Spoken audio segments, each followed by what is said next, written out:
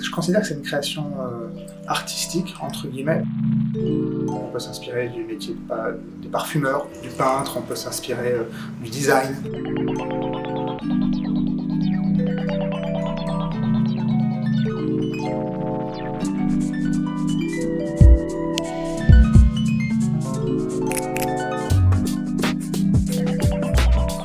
Cinq univers de la nature et 5 pays différents.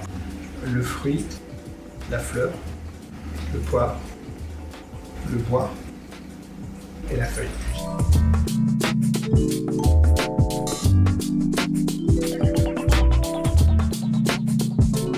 Mixologiste, pour moi, c'est une évolution en fait, de l'univers du bar, une évolution du métier de barman. Ça englobe plein de corps de métiers différents. En tout cas, moi perso, je m'inspire beaucoup de la cuisine, de la pâtisserie, par rapport à des techniques, par rapport à une vision des produits.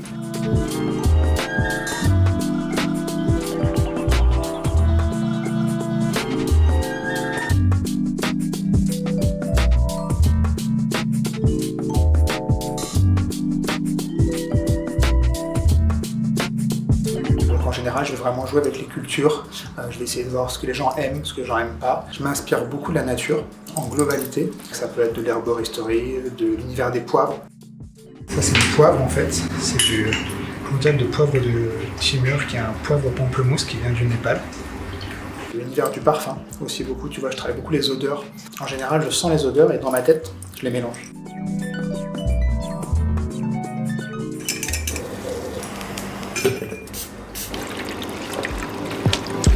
Permet de distiller sous vide à basse température en fait, une machine. C'est des feuilles de citronnier avec des baies de genièvre pour en ressortir un concentré, un hydrolat. Et en fait là j'ai fait un hydrolat de pain. Je trouve ça assez génial de peindre un verre avec du miel. Dessus en fait c'est une poudre de fleurs séchées qui a un petit goût abricot.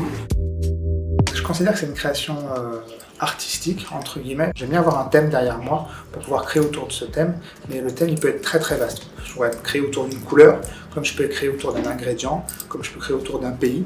On aime raconter une histoire, mais une vraie histoire. On va prendre un exemple concret. Là, je suis en train de travailler sur une collection printemps-été qu'on va lancer pour un de nos clients qui est dans le Luberon, qui se trouve dans les vignes, donc pour créer la collection. Je vais aller travailler sur tout cet univers-là, tu vois, avec la feuille de la vigne, avec le raisin lui-même à différents types de maturité.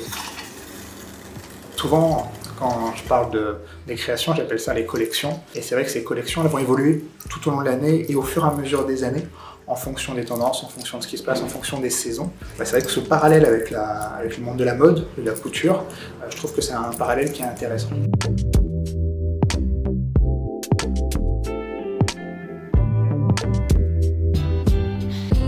En général, le bois vraiment pour arriver à prendre toute la partie aromatique, je vais le travailler en décoction. Qu'est-ce que c'est que la décoction? C'est que je vais faire bouillir l'eau avec le bois, et après je vais le laisser infuser.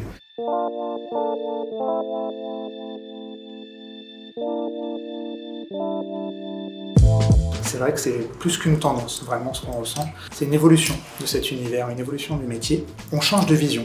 On l'a toujours eu, mais on l'a jamais forcément travaillé comme on aurait dû, et aujourd'hui il y a une prise de conscience, que ce soit de par les clients qui veulent des choses différentes, des choses plus complexes sur la partie sans alcool, et aussi des professionnels qui se remettent en question et qui se disent bon, on va travailler différemment et on va aller plus loin dans la partie créative.